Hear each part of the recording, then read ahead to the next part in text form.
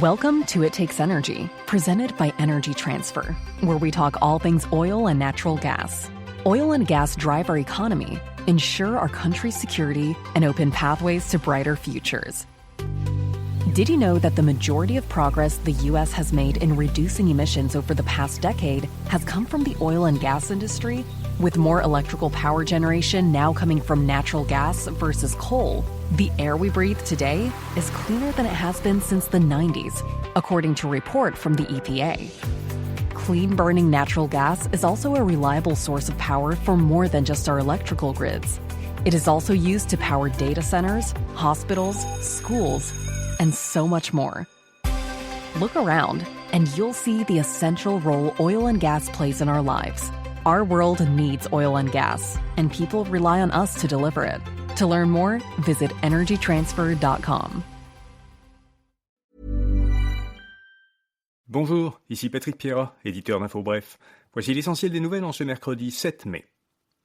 Mark Carney a eu une première rencontre courtoise et amicale avec Donald Trump à Washington. Devant les caméras, le président américain n'a pas tari d'éloges sur le nouveau Premier ministre fédéral, qu'il a chaudement félicité pour sa victoire électorale. Trump a affirmé que les États-Unis resteraient, quoi qu'il arrive, amis avec le Canada. Il a toutefois dit qu'il ne changerait pas d'avis sur les tarifs douaniers qu'il a imposés au pays. En réponse à une question, Trump a répété qu'il aimerait voir le Canada devenir le 51e État américain, mais a précisé qu'il respecterait la volonté des Canadiens. Carney lui a répondu fermement que le Canada ne serait jamais à vendre. Il a rappelé que le pays est le client le plus important des États-Unis, en soulignant que les négociations entre les deux pays prendraient du temps. L'ancien chef conservateur Andrew Scheer sera le chef parlementaire par intérim du Parti conservateur jusqu'au retour de Pierre Poilievre à la Chambre des communes. Le député de Saskatchewan avait dirigé le parti de 2017 à 2020. Pour être de retour en Chambre, Poilievre devra remporter une élection partielle dans une circonscription albertaine. En attendant, il sera contraint de suivre les débats de la Chambre depuis la tribune et ne pourra pas prendre la parole. Au Québec, le ministre de la Santé, Christian Dubé, a annoncé que le gouvernement disposait des fonds nécessaires pour entamer cette année des travaux dans l'hôpital Maisonneuve-Rosemont à Montréal, hôpital dont le pavillon principal a été construit en 1954. Ces fonds proviennent du plan québécois des infrastructures. Dubé estime que la reconstruction de l'hôpital devrait débuter dans 18 mois. Elle commencera après la phase préparatoire du chantier qui comprend la construction d'un nouveau stationnement. L'opposition avait vivement condamné la décision prise fin mars par le gouvernement de reporter une nouvelle fois la reconstruction de l'hôpital. La Fédération de la santé et des services sociaux est parvenue à une entente de principe avec le gouvernement concernant les conditions de travail des 13 000 éducatrices des centres de la petite enfance. Les membres des syndicats doivent encore approuver cette entente. L'entente est conclue après des mois de négociations et 13 journées de grève. L'Inde a mené des frappes aériennes dans plusieurs régions du Pakistan. Le gouvernement indien a dit qu'il y avait frappé des infrastructures terroristes en réponse à un attentat commis le 22 avril. Le Pakistan a rapidement riposté par des tirs d'artillerie.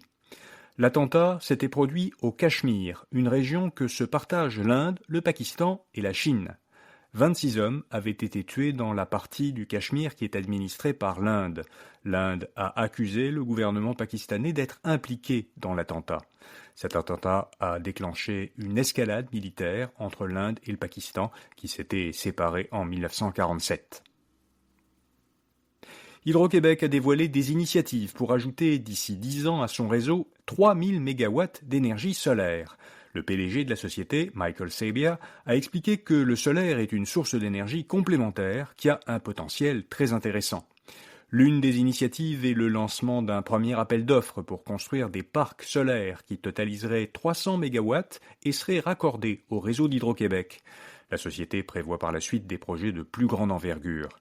Par ailleurs, les clients résidentiels et commerciaux auront accès dès l'an prochain à des subventions pour l'achat de panneaux solaires.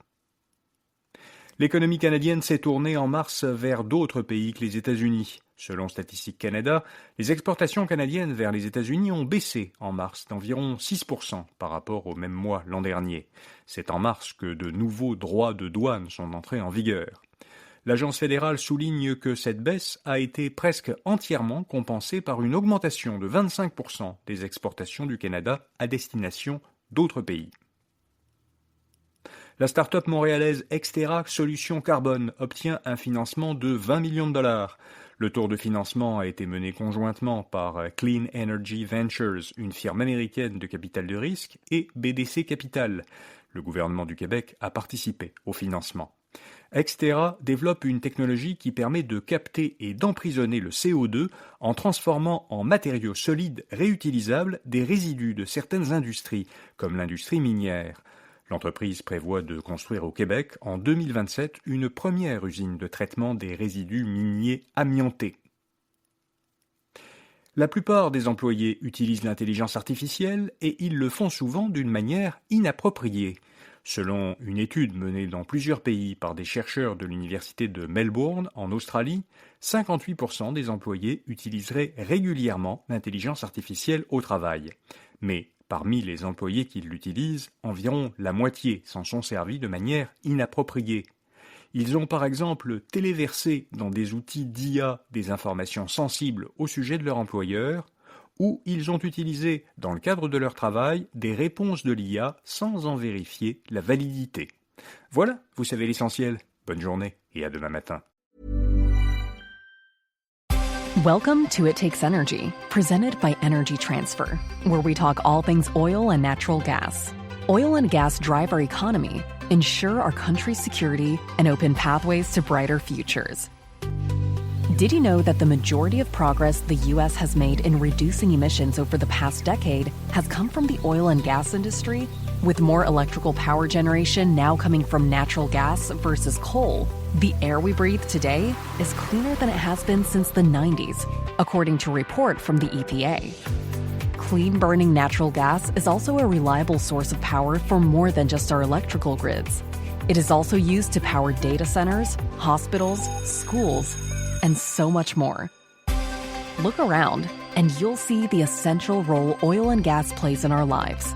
Our world needs oil and gas, and people rely on us to deliver it.